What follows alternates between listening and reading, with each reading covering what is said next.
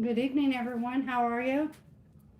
We're going to be discussing a cold case file tonight. Give me just a second. I got to pull it up so I can see the chat here.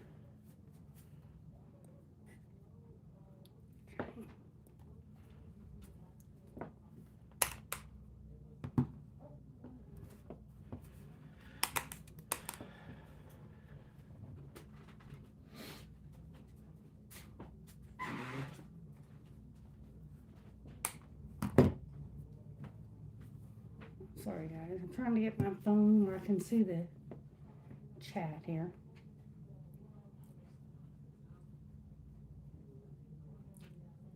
Okay, can everybody, if you're with us, with me, go ahead and drop a comment. Let me know you're here. Say hi. I'm going to give it a couple minutes, see if we get some people popping on, and then we'll just get into the discussion.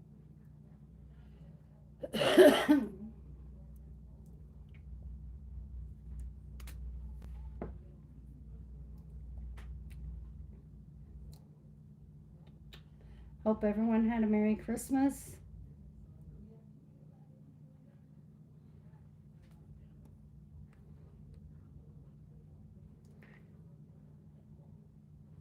Make sure, like I said, when you hop on, let me know. Say hi in the comments, so in the chat, let me know you're here.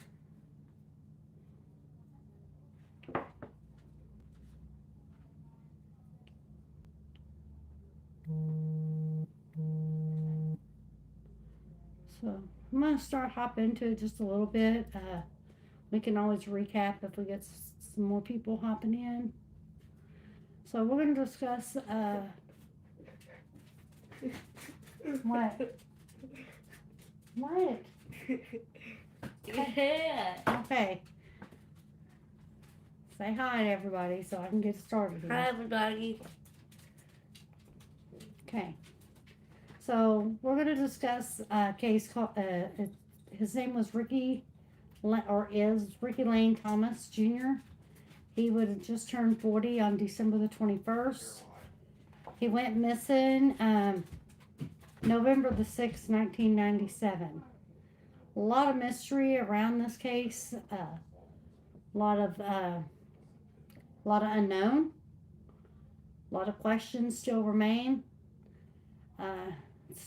Still unsolved as of today.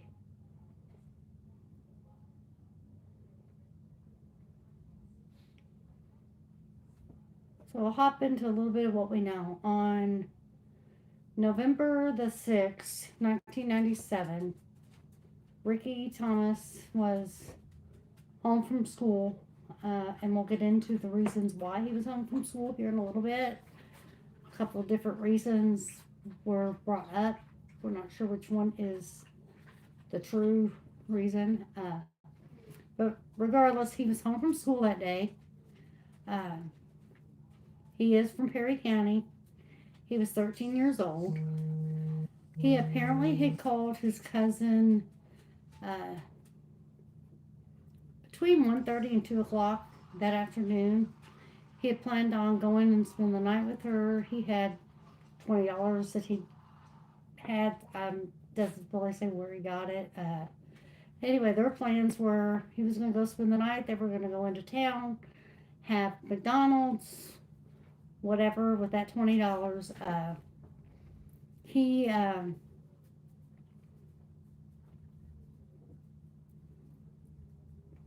had two 13-week-old puppies. So he had two new puppies. So around that time, shortly after that, it was reported by neighbors that they seen him and the puppies walking. He was going to walk to his cousin's house. It was about a mile to a mile and a half from where he lived, and it was out in Bristow, Indiana. So he definitely, his mom was at work. He lived with his mom and his stepdad. doesn't really give a whole lot of information on his dad, but we do know just a little bit about him later on, but it's not really mentioned that much throughout the case itself. So so he lived with his mom Tina and his stepfather John. They were at work, but for some reason, stepdad came home from work that day. He was home. Said he seen him at the house around 11:30 that morning. Uh, Speculation is he ran home for lunch, or there's really no reason given for sure why he was home that day. So, anyway, he was last seen by the stepdad, or by the family. That was the last person to see him alive, was his stepdad. And I've got notes here because I don't want to forget any of the important stuff. So,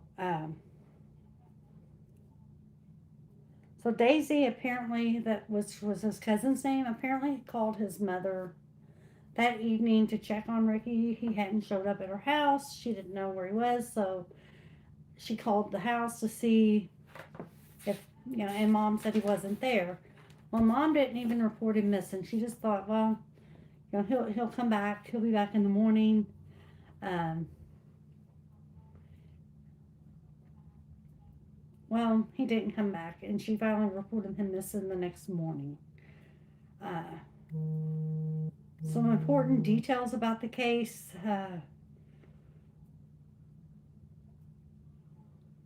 The 13-week-old puppies were also are missing. They were never found. He had two backpacks that he took with him. There's a couple different stories. One says that his wallet was, he took his wallet and left the $20 on his dresser. The other one says that his wallet was there with the $20 in it.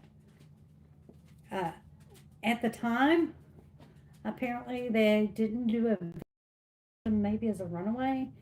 He had some behavior issues. It is reported that he was expelled from school, and that also reported that he was homesick that day. Not quite sure which one is actually the true, that's been so long ago, and who knows. But apparently he'd had some behavior issues. He had been known to not being able to, or his mom and stepdad anyway, had said that they had a hard time handling him, and he would go stay with his cousin for days, weeks, months at a time. So him going to this cousin's house was nothing out of the ordinary. Um, so the report was made the next morning. Apparently, the reason they say he was expelled is that he had made some threat to his teachers. Also, it's reported in the case that stepdad and Ricky had had quite a few arguments. Some were violent. I could not find any uh, criminal record to back up this information, but apparently at one point it got pretty violent, and his cousin took Ricky to the hospital with a head injury, but there's no criminal reports made to back that up. I'm not saying it's not true. I'm just saying there's no police investigation basically for that. Um,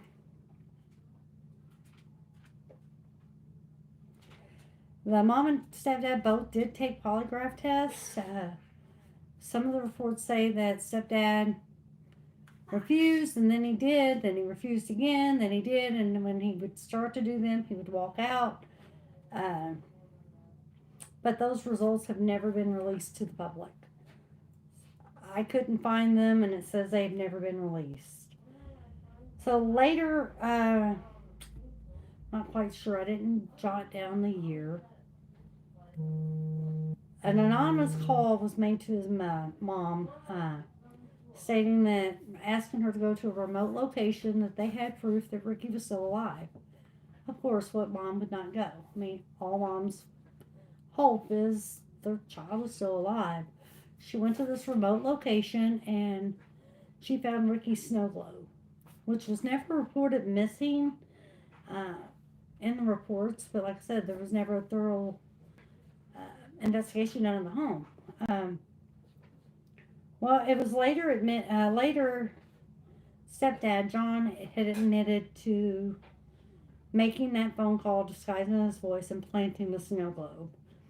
Apparently, mom filed for divorce shortly after that. That wasn't found very funny. Court records I found basically doesn't show that the divorce was ever finalized. At least not in our local court system. So his cousin Daisy thought maybe he just left because things were not that great at home, and that once he became an adult, he would return. Well, he would be 40 years old. He would have just turned 40. There's still no trace of him whatsoever. Uh, so the only thing we found, the police do suspect that there was foul play involved, but no arrests were ever made in the case or anything to that nature. It did say that his father lived in Evansville, which is a neighboring town about an hour from here, in August of 2000 of an apparent drug overdose. So I'm not sure if maybe dad was had some drug issues and was just not involved with his child's life or what. He was never a suspect in the case. So there's a lot of things that are reported in the case that don't add up. First, it says he took his wallet, then it says the wallet was found on the dresser. Not sure if what the whole issue was at. That says the $20 was inside the wallet. So I mean, if his plans were to leave and go to his cousin's house after the phone call, you would think that he would have took his wallet and his $20 with him. He did not. The stepdad claims that he's seen him at 11:30, but neighbors said they seen him, uh, I guess between 1:30 and 2 o'clock, walking on the road that he lives on. I could not find any interviews with any of the neighbors, but they could be out there. In 2015, there was a tip made to the state police that with a body of water in Ferdinand, Indiana. After search, there was no. I mean, nothing was ever released. Nothing was ever said whether they found anything or anything on that. Apparently, there was a possible body. That's where he was. Apparently, they would have found Ricky. Nothing's been released on that, and that was 2015. I'm assuming nothing came about that, or have been big news if they'd found his remains, just because he'd been missing for so long. Another claim says that Daisy called the house earlier in the day and talked to the stepdad. Stepdad said he wasn't home. Then says that she talked to him between 1:30 and 2, and then he was seen walking on the street that he lives on. An abduction in this area in 1997 would be very rare. It's a very rural area where he lived. Not much. I don't know. It's very rural, so a stranger abduction sounds very unlikely. Stepdad, of course, was the topic of most of the investigations, but like I said, there was no arrest or anything ever made in the case. And then stepdad died, I think it said 2015. So if he did anything or knows anything, it was buried with him. So mom and dad said that he was homesick that day, but then the other reports say he was expelled. Those stories just don't jive. It doesn't add up. The questions, a lot of the questions, why was the stepdad home? Why did he choose to come home? Did he come home for lunch regularly? We don't know. Like, is that something that's unusual behavior for him? Uh, I said 26 years later, there's been no body. found. No sign of the puppies were ever found. No sign of Ricky was ever found, dead or alive. I'm not sure if mom's still living or not. I hadn't had a chance to look at to see uh, where dad and stepdad both were dead. Aunt or cousin, as far as we know, is still alive, living in Perry County here. Um, I don't know. You would think that somebody knows something. Like, why was there nobody? Why? Why? If he ran away because things weren't good at home, why didn't he come back when he was old enough? Is it possible? I mean, it's unlikely, but was he abducted by some stranger? I mean, we don't know. We don't know what happened to him, and it's a case that's been ongoing around here. Like I said, every time there's a tip, the state police investigate. They looked into it. I did hear, not sure where I heard this. Apparently, on the property where he lived, there was a well that was built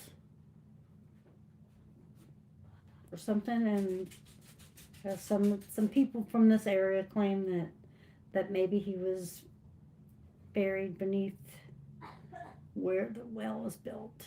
Whether that's true or not, I don't know. Something has apparent. And then another interesting point was stepdad called into work the next day, claimed that he had some stuff to take care of, and he was going to meet up with his sister or something with his sister.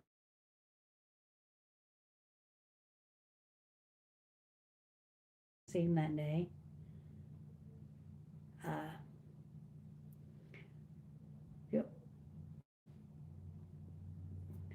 was stepdad guilty of something? Is that why he called into work? Is that why he? I don't know. Like I said, it's an interesting case to say the least. Uh, said he was only 13. He was a seventh grader. You know, it doesn't really go into detail much about his behavior issues. Of course, in 1997, there wasn't a whole lot of help out there for parents for any kid with any type of, you know,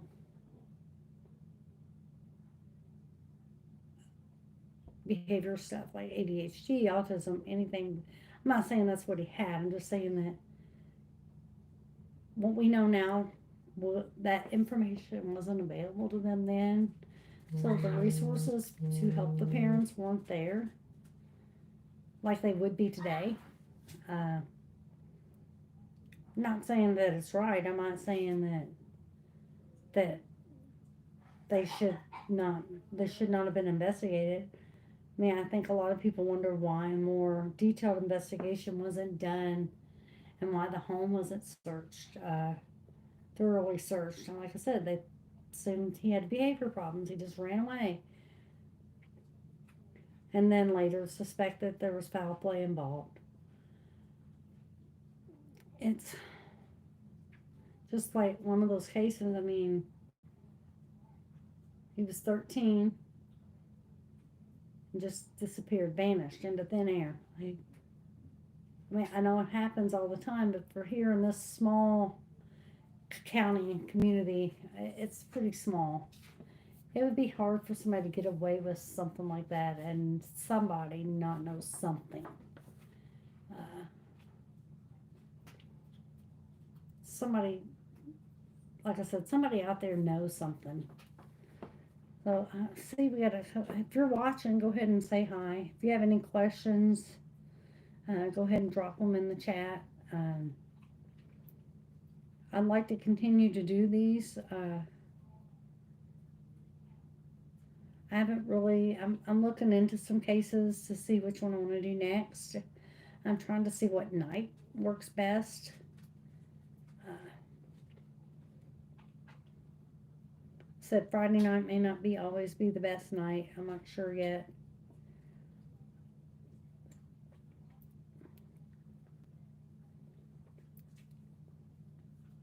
So does anybody have any thoughts themselves, like on the case? Like, you know,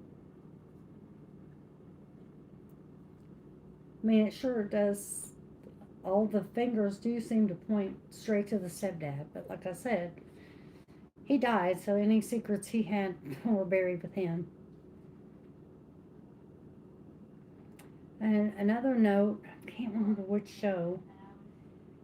This was the story was featured on one of the paranormal shows. I'm not sure. I can't remember which show it was. I'm thinking, gosh, I can't remember which show. It was on one of the paranormal investigation shows. Never was said, something was said or whispered to one of the investigators, heard a voice or heard something. I can't remember. It's been a while since I've watched it. But they never, and a name was said, but they never really publicly said that name. Uh, Gosh, I wish I knew which show that was. I need to look real quick.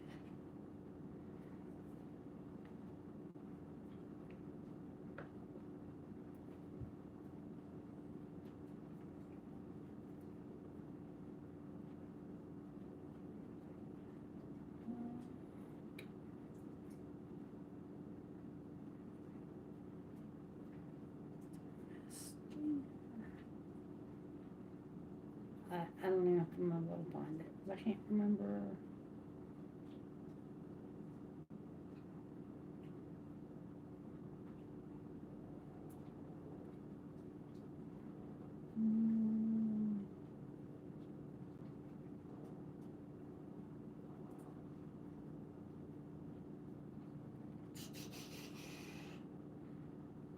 Mm, trying to look. I'm trying to find it.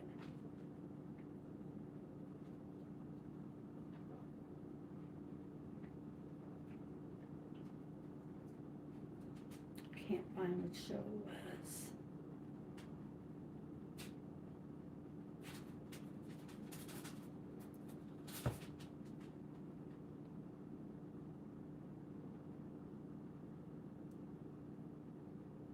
Yeah, I can't remember which show it was on. It was on one of the popular paranormal shows.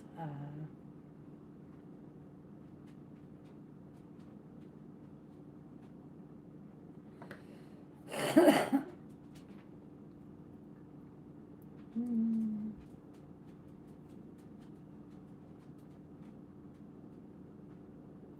So I'm just found some of the news reports I found. A detective with the Indiana State Police, who was assigned to the missing persons case, said that he believed that he was met with foul play, and the last person to have seen him alive was his stepfather.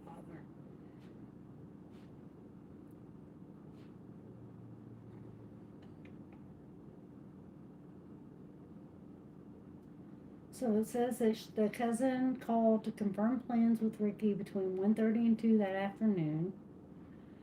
And then she called around 2:30 and spoke with the stepfather, but he said that Ricky wasn't home.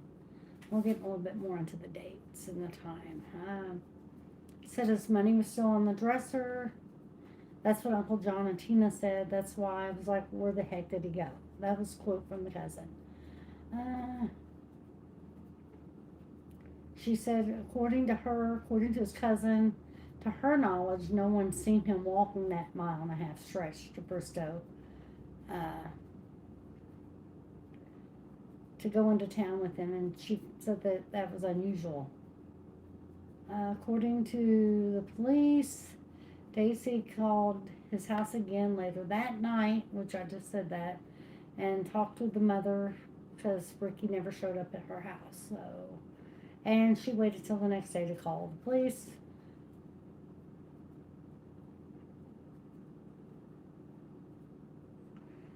The detective said that over the time frame that he's dealt with these people, with his family, that sometimes people have not been completely honest. So I guess he got some vibes that some things didn't jive. So the detective said that the police did first believe that Ricky may have run away, uh, but then it quickly changed that the stepfather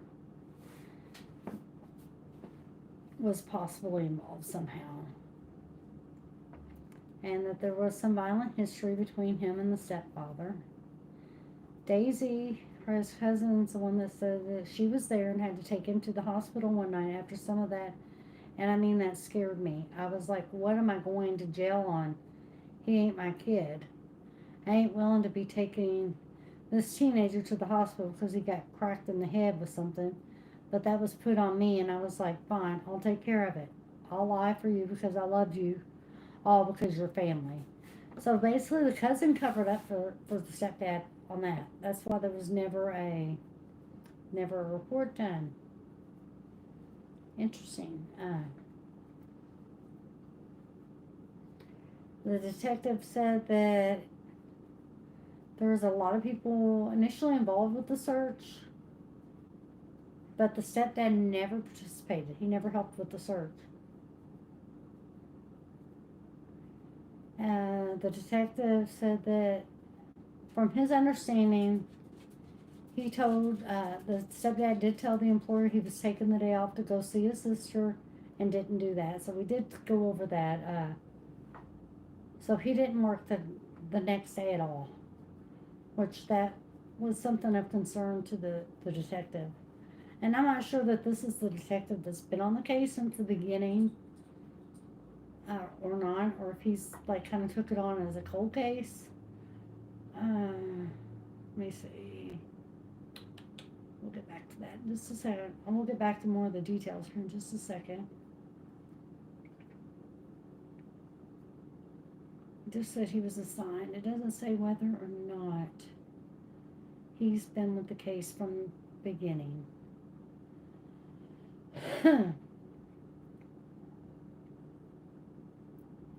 So the news, the local news, we know, said that from confidential sources that right before he disappeared, before Ricky disappeared, that not right before, just shortly before, I'm not sure if it was days or what, that Mr. Martin did make a trip to Ferdinand, Indiana, about insurance policies on his family.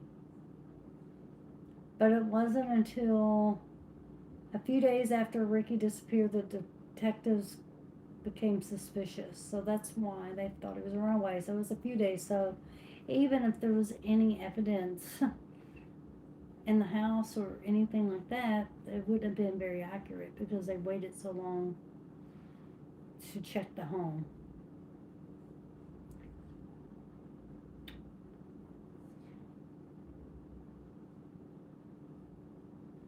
So when Mrs. Martin, the mom, received the call that Ricky was alive, the person wanted money. And that's when she was told to go to this remote location in Perry County and she'd find proof. And there, I guess she called the police immediately. Apparently she did not go on her own, I'm not sure. But it said there, police found a snow globe of Ricky's. And then Mr. Martin admitted that he planted the snow globe and that he made the phone call and disguised his voice to convince Mrs. Martin that her son was still alive. Why would he go through all that trouble?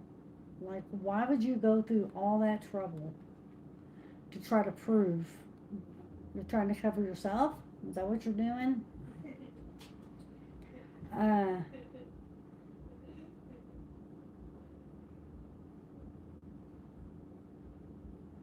That phone call happened one day before he was scheduled to be polygraphed. Uh, they offered him polygraph. Sometimes he, like we said, he participated, and other times he just walked out on the test.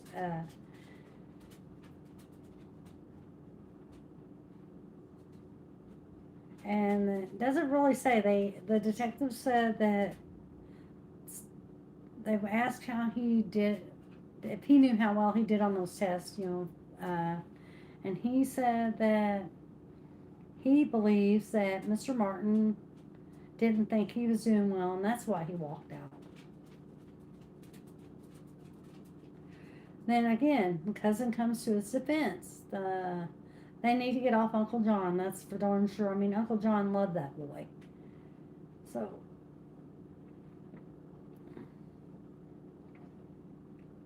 then Tina and John were interviewed again in 1998, so a year after he disappeared, approximately. And Martin made a plea to the viewers of the news to look at the posters when you're going through Walmart or convenience store. Just look around. Let us know. Just use 2 minutes of your time and look. That's the first time he ever really pleaded for any type of anything for him.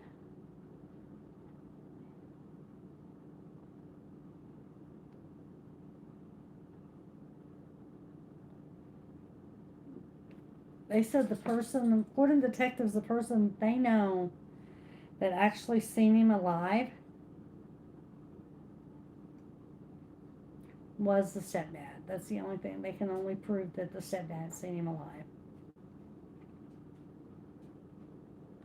And then, of course, they said the mother didn't want to be interviewed and asked them to leave.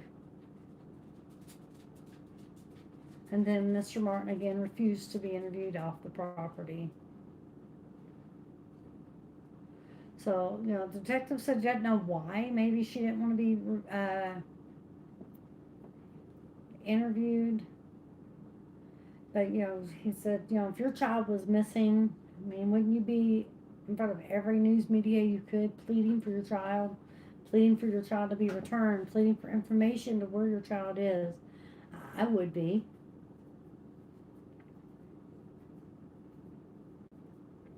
And the detective said that maybe in her own mind she thinks that her husband was responsible and that uh, maybe she believes he did it. But until they have proof to take her to a body or that he's dead, she's gonna, I think, keep hoping that he's gonna come home. And I mean, any parent probably would. His cousin said that he left on his own. He'll return when he's 21. 19 years later, he's still not returned.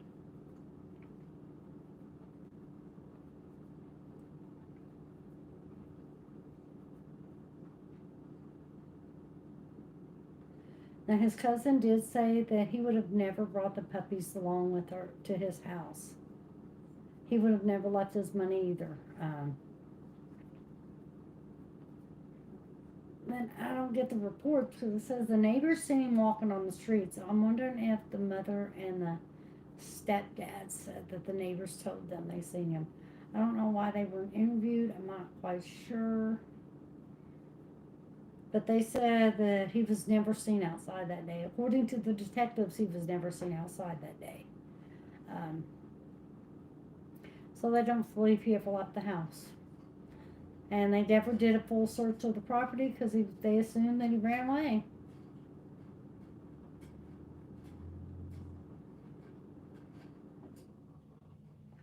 So according to police, he was home because he got into trouble at school. They said his parents were supposed to be homeschooling him, but the day he disappeared, they both were supposedly at work, except for the short time in the day when the stepfather returned home. So the stepfather came home. They said that he seen him.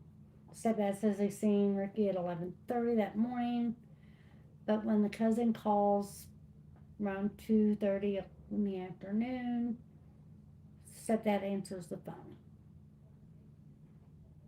Stepdad calls into work the next day, says he had to meet with his sister. Quite doesn't quite add up. Uh, they also learned that he lived with the cousin for several months at a time because the parents said they couldn't handle him. State police still, to this day, are following up on any leads that are come about in the case. I mean, if anybody knows anything, they do want them to report that to the state police. There's just so much information out there. Like I said, I wish I could remember which daggone paranormal. I want to say it was Ghost Adventures, but I'm not 100% sure on that.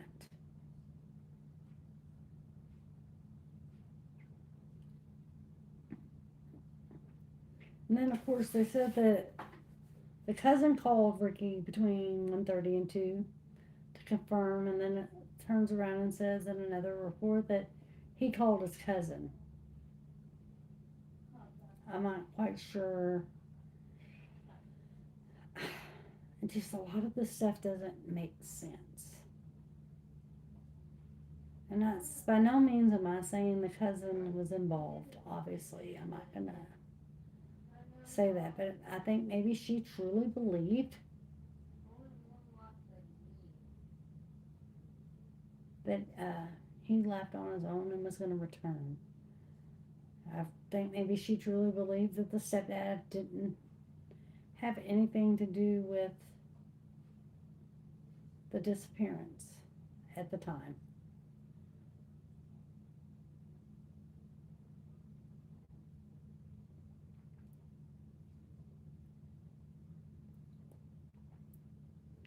Said I'm looking into a couple other cases for the next time that I do this. I'm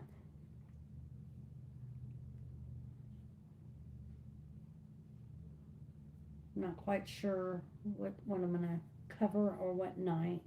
But I'll do like I did today. I'll do a little short video, kind of let y'all know what time that day I'm gonna go on and do it. I was just trying to wrap my mind around all this. I really think that I believe that there was foul play involved. It's just too many unanswered questions, especially around the stepfather. Like I said, this says that after he made that call about that false report and admitted to it that the wife filed for divorce.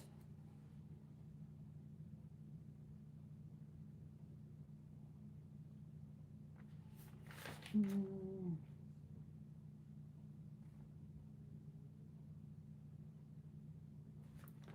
So I'm not quite.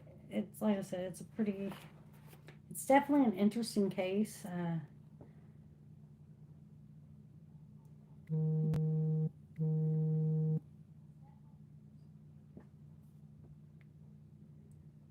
Let me see here.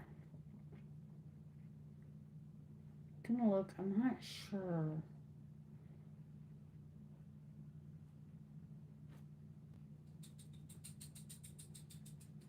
if mom's still alive.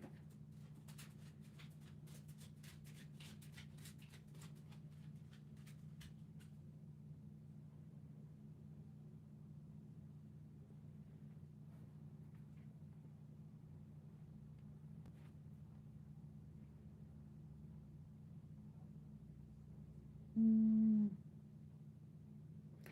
So it says they do receive tips regularly about the disappearance of Ricky. The investigator, which I've discussed his name, he does go through each tip and follows up with it.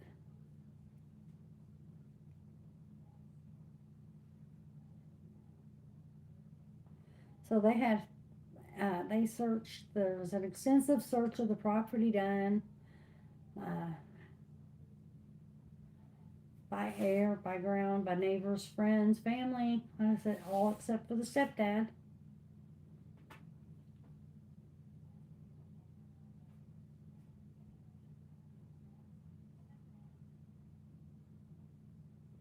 What happened to the dogs? I mean, the crazy thing is that the, the dogs went missing too. It's, if you want to make it look like the child ran away, you probably leave the dogs there. I'm trying to see if he had siblings.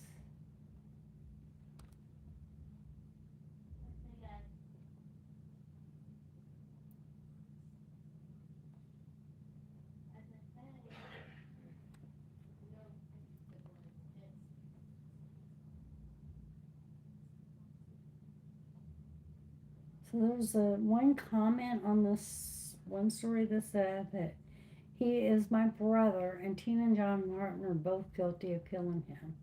I mean, I'm not saying they did. I'm just saying that's from a family member that says that that believes that he did it, that they were responsible.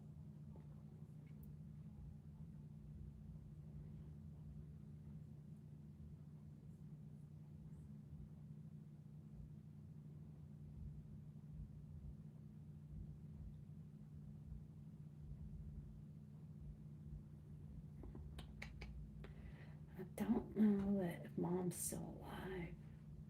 I cannot.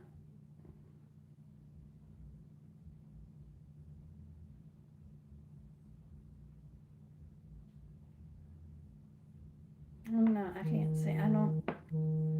I don't see anything that says that mom is alive or not. I'm not even quite sure how old she would be at this point.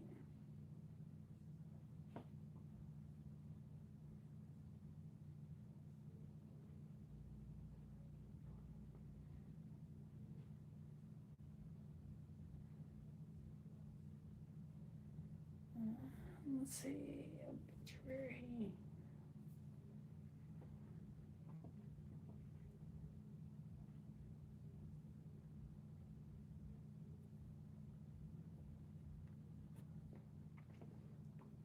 Okay, I said 2015. Apparently, the stepdad died in 2005.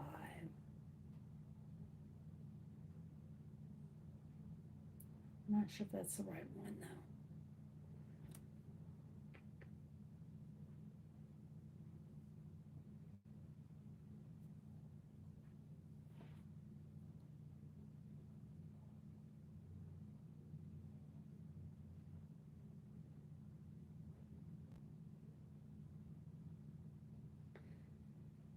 I don't know if that's the right one.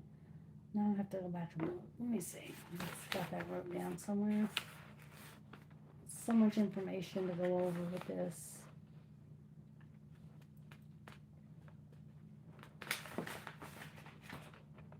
Didn't write down that. I wrote down about the dad, and they don't believe the dad's death was there was any foul play or anything involved with with that. Well, this could be the right one then. I'm trying to find the whole obituary here. I'm not finding much. It just says John Martin, 45, October 29, 2005. It doesn't really say much more than that. There's not a full obituary for him.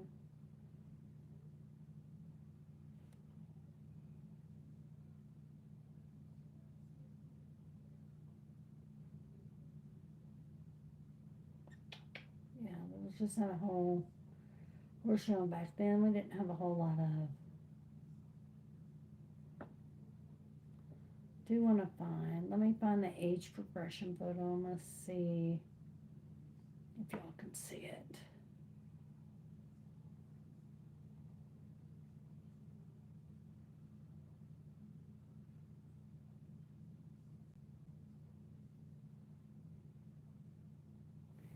Oh, hi, Lacey. The case is Ricky Thomas Jr.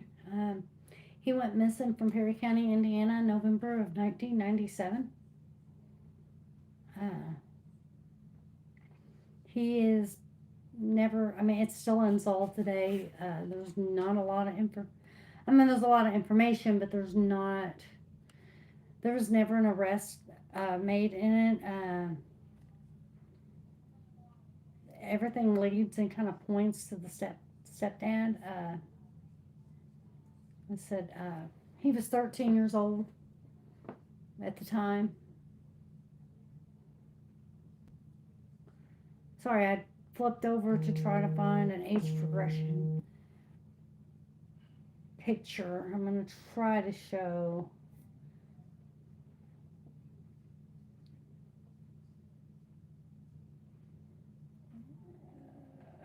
age progression. Anyway, he basically disappeared without a trace. And that's here in this town where we live, or the county where we live, not the town. He went missing from a very rural area. Okay, that's not what I want.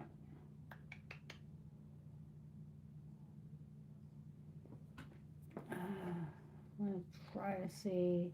I don't know if y'all can see that. If not, I can link a picture in the comments. His puppies were missing as well. He had two 13-week-old puppies.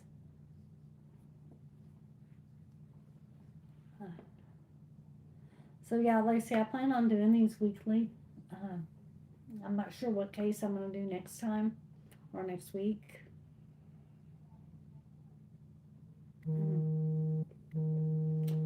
But if anybody watching or goes back and watches this and they find or have a case in mind that they'd like me to research and discuss, then, feel free to drop it in the comments. And I'll also link that real quick in the comments.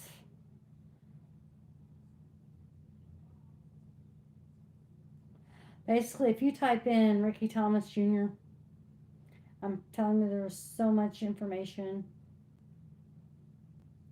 It's not hard to find anything.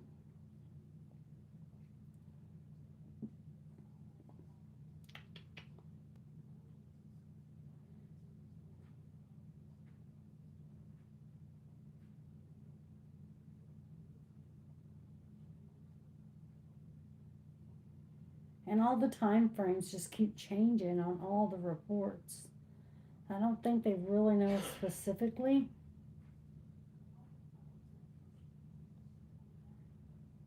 Oh goodness, hold on. I don't think they specifically know.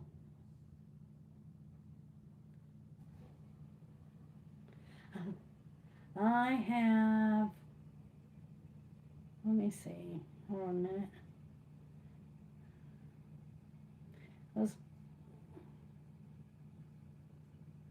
It's a young man. The young man was never found, no. His body was never found.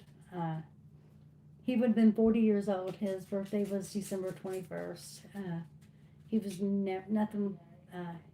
Him and his two 13-week-old puppies both went missing. Basically vanished without a trace. So really, I've only got about 10 more minutes on this one. I think YouTube limits us to about an hour. But no,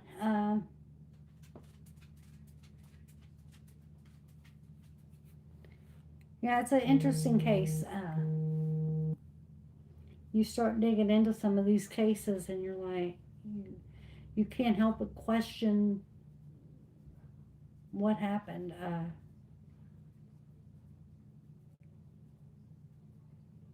So yeah, like I said, Lacey, you put young lady, it was a young boy. He was 13.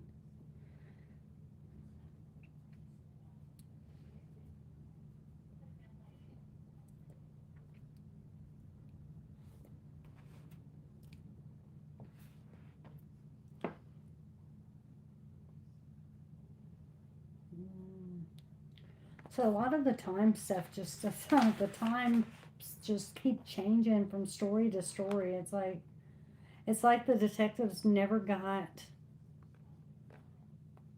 an exact. I don't think they can pinpoint exactly for sure what time he was last seen. They can pinpoint what time he was last spoken to, according to his cousin. The last time she actually spoke to him.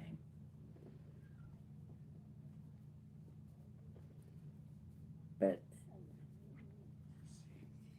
that's where he was supposed to be going. He was supposed to be going to his cousin's. Uh, but I'm just trying to give you a little bit of the backstory, Lacey, without going into retelling the whole story again. He was supposed to walk to his cousin's. That was a mile and a half away. He They had plans. He had $20. They were gonna go grab some McDonald's.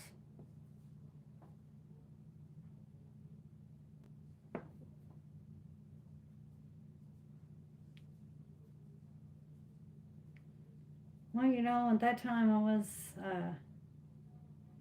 I'm not even in law enforcement, so I just enjoy doing the research and everything. Like I said, the stepdad, the one that kind of where everything points, he died. So if he knew anything, it was buried with him. The cousin, I think, as far as we know, is still alive. She went to the stepdad's defense a couple times, but they really, I don't know if she really maybe just truly believed that he was innocent, that Ricky just ran away. Things were not good at home, and he just ran away. And if that's the case, he still hasn't came back. And like I said, he was just had turned 40.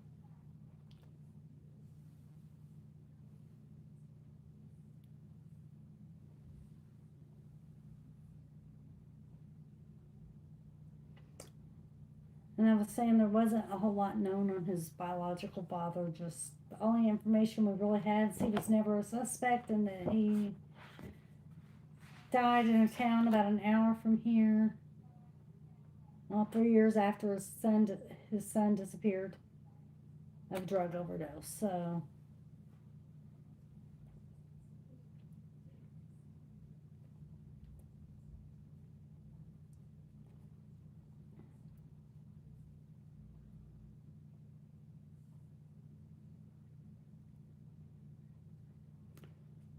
any other questions or anything you have? I said I'm gonna work on the one for next week. I'll start looking into that one.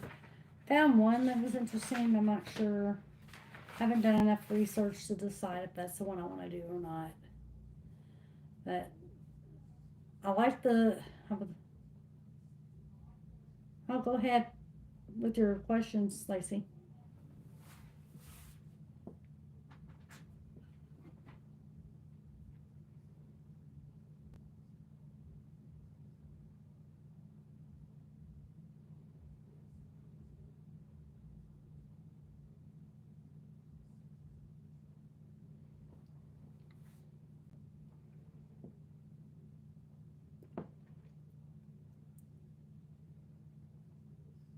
I was just giving you time to, you know, pop them in there.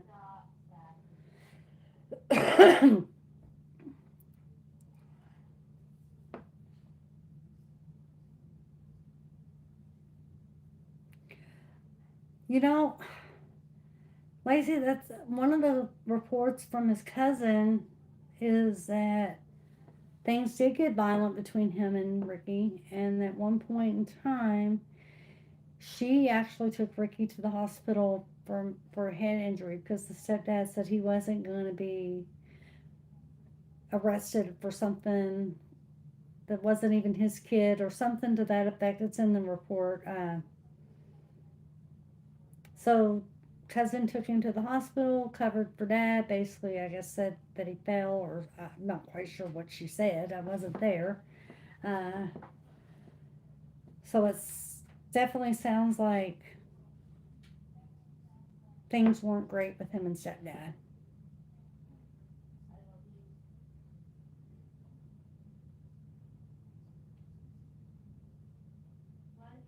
And I've looked. There's no criminal reports filed on him.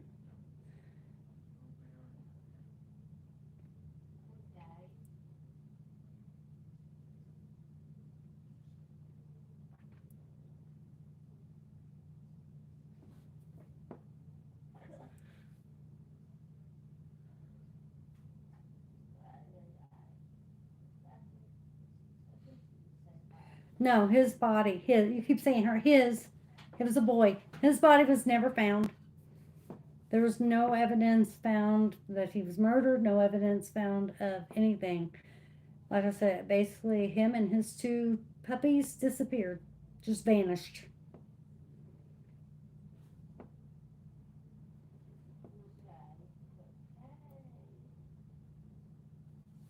But as of today's date, nobody has ever been found. No.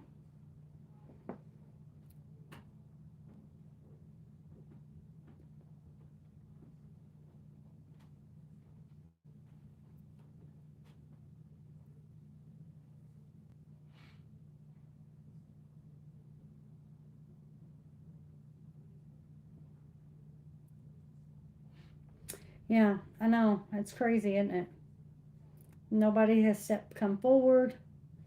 Nothing. Excuse me, sweet. Coming through. Yeah, this is Perry County in Indiana. Yes. Well, they did not too long ago. I talked about the Ferdinand thing, but nothing was ever. They never did find anything, or if they did, they're not sharing it. Yeah.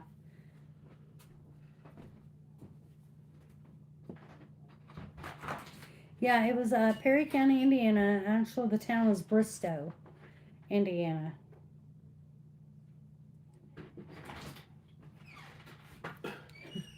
It's getting cold, isn't it? It's getting cold. They can find it, look it up, and read Yeah, the I whole put a thing. link to it in here for them.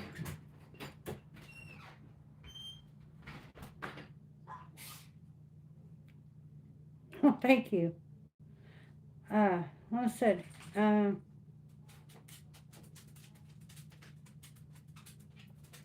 that's my little girl commenting on everything.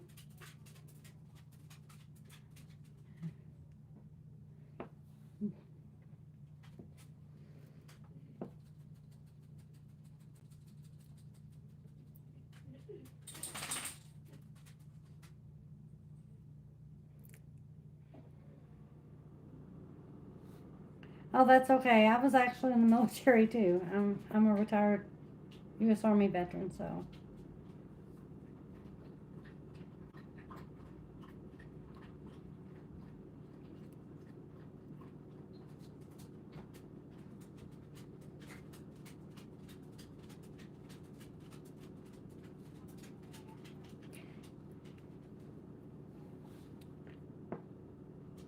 I was at Fort Campbell, well, where was I stationed? I did my basic at Fort Leonard Wood. I was stationed, our first duty station was Fort Polk, Louisiana. And then we was at Fort Campbell. I deployed to Iraq from Fort Campbell. And then I did my AIT at Fort Sam Houston, then reclassified later and went to Fort Lee, Virginia before going to Fort Campbell.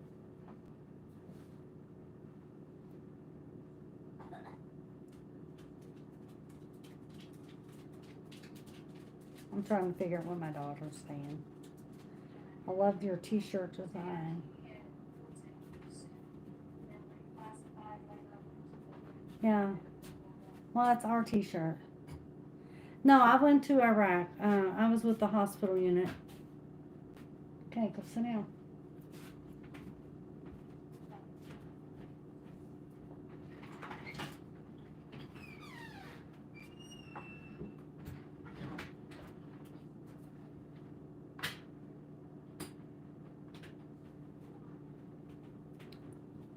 Coming through again. Okay, Sorry, man. just interrupt my. Oh, it's chilly out there. It is chilly. I was there in 2008.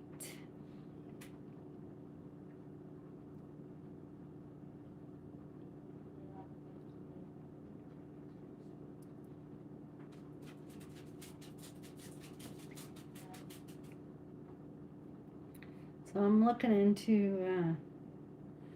I said I'm not sure if you have any ideas of another case that you'd like to me to dig into and discuss, then please let me know.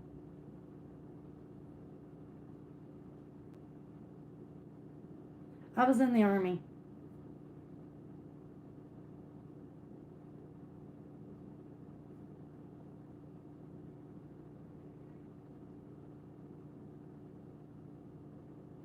I was supply. I did medical supply first, and then I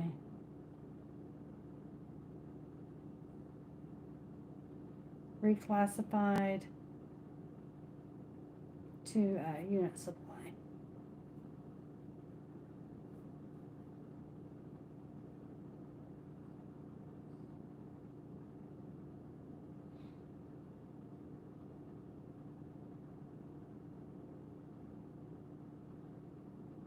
Yeah, I got out in 2010.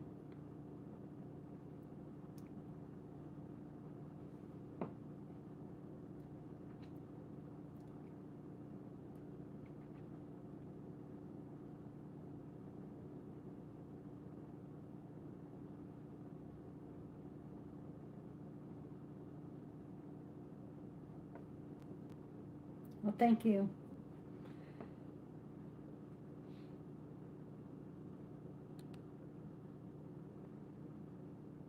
All right, YouTube's probably getting ready to start working here because I've been on a little bit over an hour. They like you to keep them at just an hour. But like I said, I would like to thank anyone that's watching, anybody that goes back and watches. If you have any questions, you can leave them in the comments and I'll get to them. Have any other cases you'd like to see me investigate and uh, research, I will gladly do that as well. Um, if you like this content, you want me to keep up with the true crime, make sure you give me a thumbs up, like, subscribe, comment, and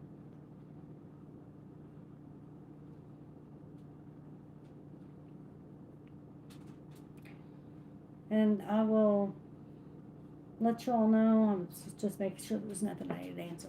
I'll let you all know. Be a short the next next day that we're gonna do a live. And y'all have a great night.